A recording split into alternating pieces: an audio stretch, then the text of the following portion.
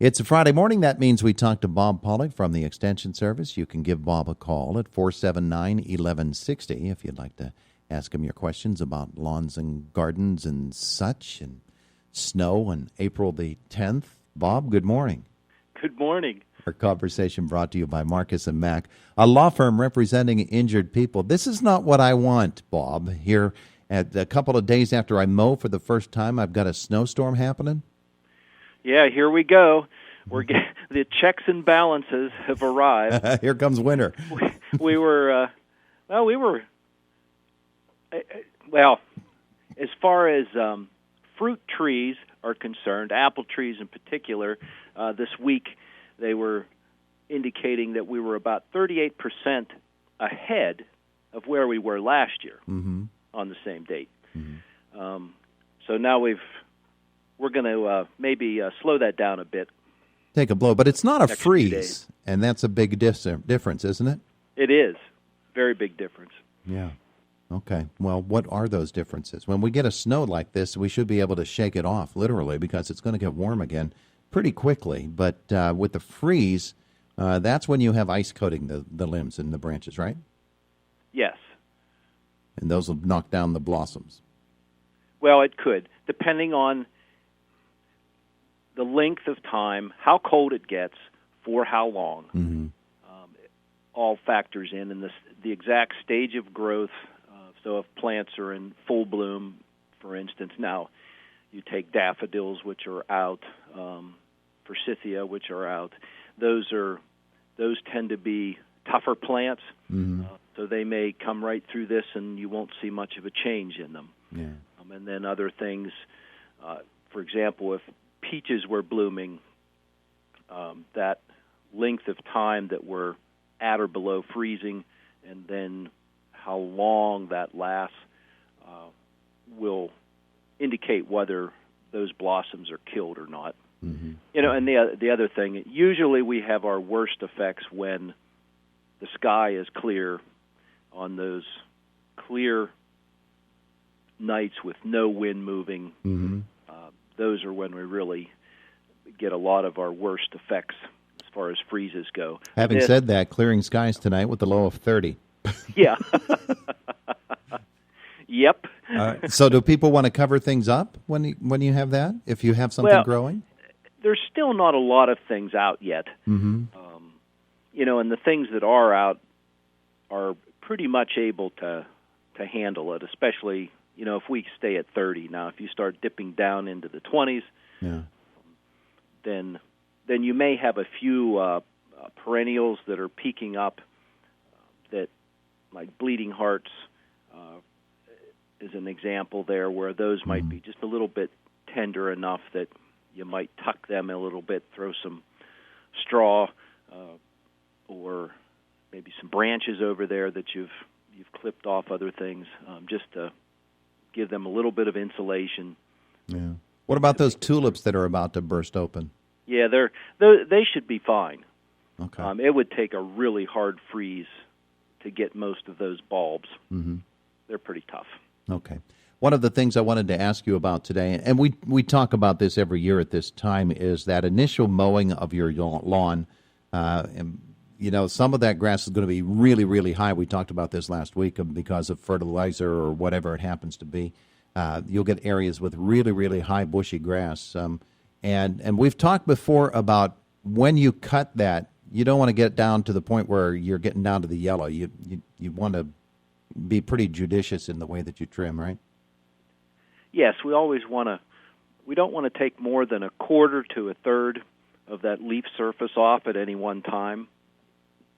So when you get those bunches that are coming up here and there, even though you really don't want to get started, you need to get started. Get those clipped off, and then the other stuff will catch up to it. And those could be bunched up because there were some animal feces there, some piles there that as that manure broke down, it released nitrogen, which then caused that grass to grow. And then the other thing was the grass species itself can cause that to happen as well. Yeah. Hey, let's take a caller. They grow faster than others. Let's take a caller here. Good morning. Good morning. How are you? Wonderful, wonderful. What's your question for Bob today? Hi, Bob. Hey, I got a question for you. I got a Cooper hawk that is hanging around our bird feeder, and I want to know how I could deter him. I don't want to kill it. And he's a pretty big bird, and he kind of sits in the bush right by our bird feeder and kind of waits for the birds to come in and he attacks. So how can you deter him? Oh, good one. Yeah, hawks tend to have a mind of their own.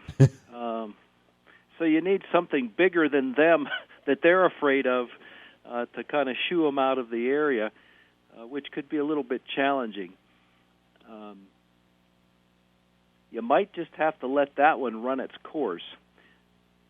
Now, I heard that an owl is the enemy of the hawk, but if you put a fake plastic owl there, it might scare the birds away too. Yes, it might. You might have bird seed, and the only thing that might come for it, well, maybe nothing will come for it. Make it a friendly owl. Yeah. yeah. Make it an owl that's waving. Or an owl that tries to reason with the hawk. Now, sometimes movement, of course, that's going to scare the birds away too. That's the problem, because it's another thing that would normally scare that 4 away. feet from our window, and I take pictures of him. He just stares at you. Wow, that's unusual for a hawk to get that close to humans. Yeah, they tend to stay a little farther away and swoop in when they want to catch their prey. Yeah, he just kind of sits there in the bushes and looks at us. Huh. What's on TV? Can he see your TV from there? No, we watch the news, so he's probably tired of the coronavirus too, so he don't watch it either. Oh, well, we're trying. Yeah. All right, thank you. All yeah, right. that's a difficult one. Yeah, my goodness. And if he sits, the other thing, if he's coming in and sitting on the, maybe even temporarily putting some netting over the bushes, so that it's. I'll keep him out of the bush. Yeah, because he may not want to land on that netting. Uh-huh.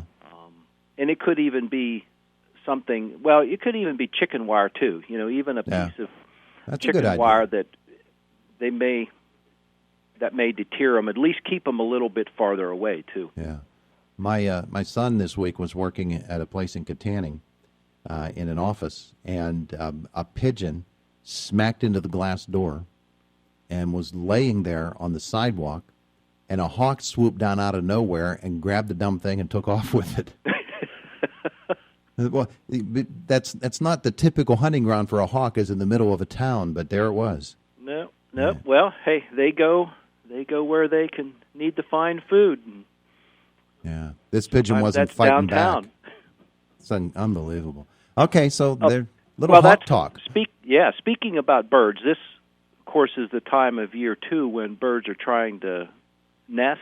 Mm-hmm. So they may be hitting against windows, seeing their reflection, think it's competition, and it's themselves. They may be trying to make nests above windowsills and above doors on any kind of little ledge or on porches, depending on how the porch is framed in.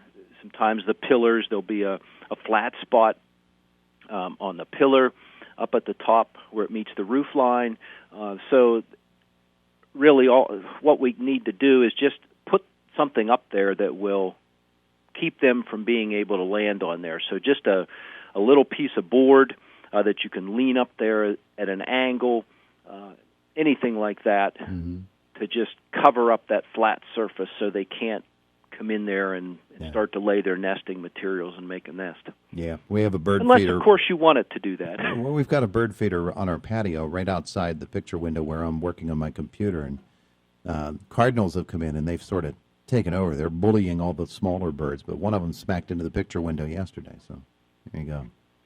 Yep, it's that time of year for that. Mm-hmm. And it seems to be about a 3 or 4 week period, and then by that time, if you can keep them at bay, they'll have found another place to make their nest and rear their young for the year. Yeah, pretty soon we'll be watching that map of the hummingbird migration too. That'll be starting up soon. That's true. I did want to ask you this question, Bob, because it's early in the season, early in the grass growing season, and people talking about weed and feed this week, I heard.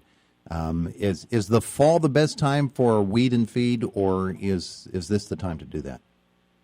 Well, we can do it both times.